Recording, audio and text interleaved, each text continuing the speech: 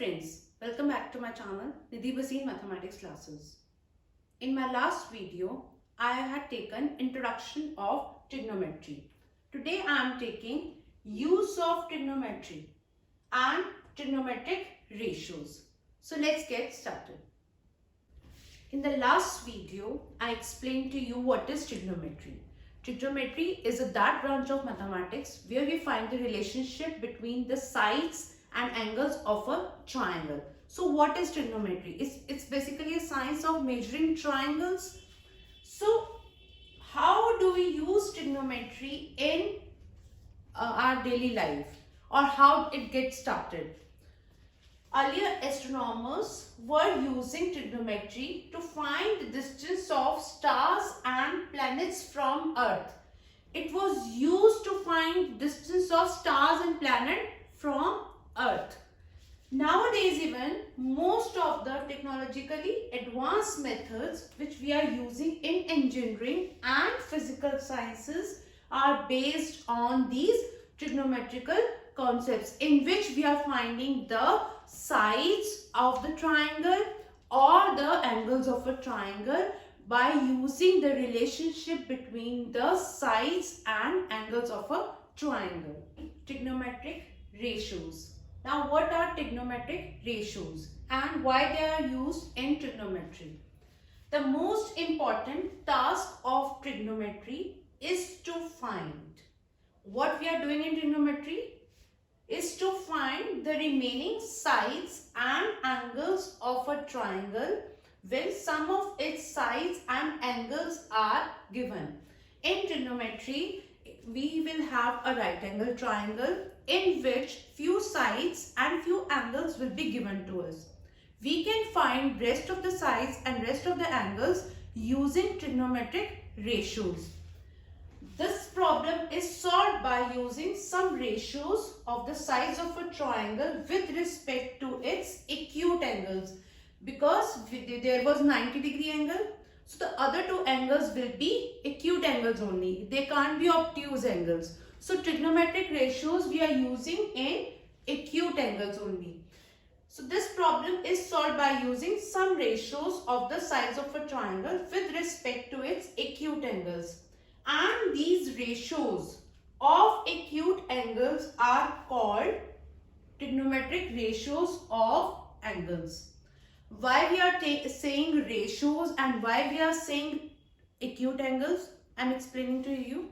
Ratio means we are taking one in the denominator and one in the numerator and one in the denominator with respect to angle. So like sine theta, cos theta, tan theta, we will be finding this with respect to the ratio of the sides given.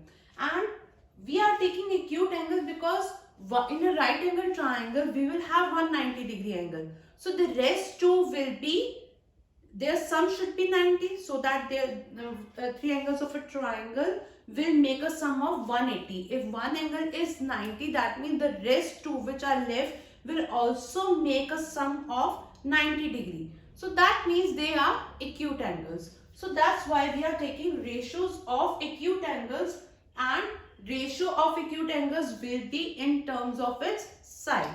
I am explaining to you further about all this. This was the definition. In this right angle triangle ABC, where we have 90-degree angle at B and acute angle at A, and this acute angle we are naming it as theta. Now we know that side opposite to angle 90 degree is known as hypotenuse, and base is the side on which both angles lie, which are given angles, this angle or this is unknown angle. So this is base, and perpendicular is that side which is opposite to the acute angle for which we are finding the relationships. So this is the perpendicular, this will be the base, and this will be the hypotenuse. Now let ABC be right angle triangle, right angled at B, that is angle B is written as 90 degree. Side Side AC is the hypotenuse. Angle A is the acute angle. Side BC is the opposite. Side BC is opposite to angle A. So it is called height or perpendicular. PRP dot is the short form for perpendicular in mathematics. And side AB on which both angles lie is called as base. Now in right angle triangle ABC, AC is the hypotenuse, this is the perpendicular, this is the base. Trigonometric ratios of acute angle A of right angle triangle ABC, right angle BR. Now we have 6 trigonometric. Now I am taking trigonometric ratios. There are 6 trigonometric ratios which we are going to study in trigonometry. First 3 are sine of A, which is written as sin of A. But the full way of writing this is sine, sine. Next is cosine of A, which is written as cos of A in mathematics when we are solving problems. The third one is tangent A, which is written as tan of A. Now for finding these ratios, we will be taking, when we are saying ratio, that means we are going to take ratio of something. And for what we are taking ratios? Size. We are taking size and we are finding their ratio to find this angle. For the sine A, we are going to use 2 ratios. First one is perpendicular and the second one is hypotenuse. So the ratio is perpendicular upon hypotenuse. What is perpendicular here? We have a perpendicular BC and what is the hypotenuse here? AC. So the ratio will be BC upon AC. And for the perpendicular, we can write it as P upon H. To remember the trigonometric ratio, we use sine as P upon H. So for this, it will become BC upon AC. Now I am taking cosine A, which is written as cos of A. For cos, we are finding the ratio and of which 2 sides we are taking? We are taking base upon hypotenuse in this case. What is base in this triangle? Base is AB and hypotenuse is AC. So AB upon AC will be cos of A.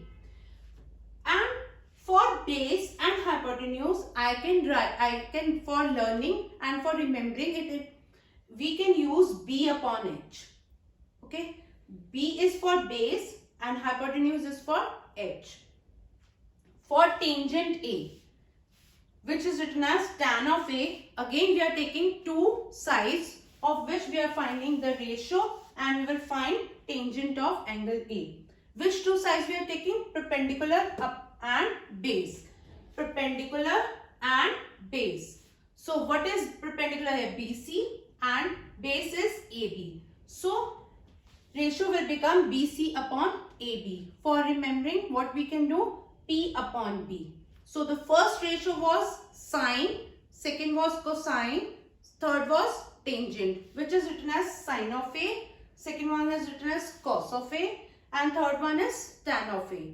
For sine, we were taking 2 sides, perpendicular and hypotenuse, P upon H. For cos, we were taking 2 sides ratio, base upon hypotenuse, B upon H.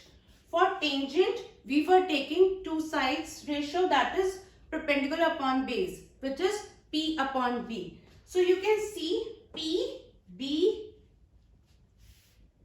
upon B. That means tangent is sine upon cos. This I will explaining further in my session, that how tangent is the ratio of sine and cos.